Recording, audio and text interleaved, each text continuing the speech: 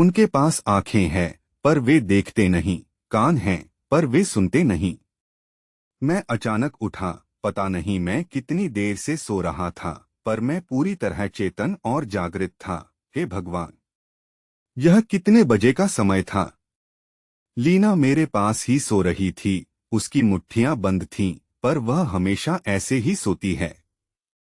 मेरी बिल्कुल भी इच्छा नहीं थी कि मैं फिर से सो जाऊं। फिर अब तो सुबह के लगभग 5 बजे थे। मैं उठा और रसोई की तरफ बढ़ा। मैंने घड़ी देखी। अरे, केवल रात के 12:30 बजे थे।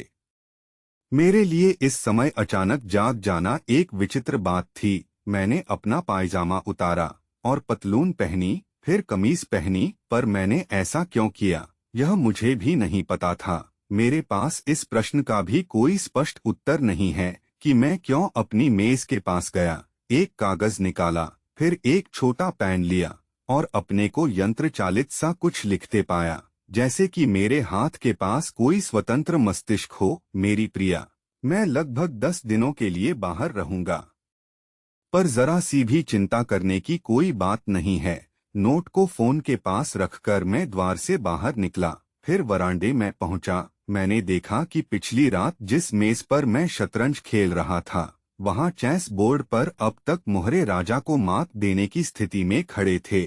मेज के पास से गुजरकर मैंने चुपचाप दरवाजा खोला और बाहर बगीचे में निकल गया। रात जैसे एक विचित्र ज्योति से जगमगासी रही थी। इस चमक का कारण निश्चित रूप से तारागण नहीं थे।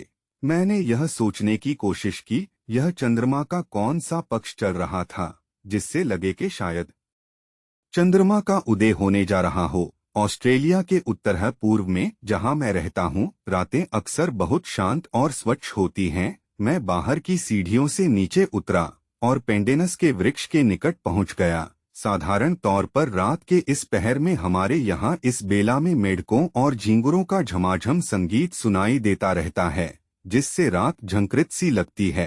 पर अभी फिलहाल हर तरफ सन्नाटा छाया था और मुझे हैरानी हुई कि ऐसा क्यों था। मैं कुछ ही कदम आगे बढ़ा था कि मैंने देखा कि अचानक ही फिलोडेंड्रोन के पौधे का रंग कुछ बदला सा था। घर की दीवारें और पेंडेनस का वृक्ष भी जैसे एक प्रकार के नीलिमा युक्त प्रकाश से नहाए से लग रहे थे। जैसे बगीचे की धरती मेरे पैरों तले हौले हौले थिरक सी रही थी।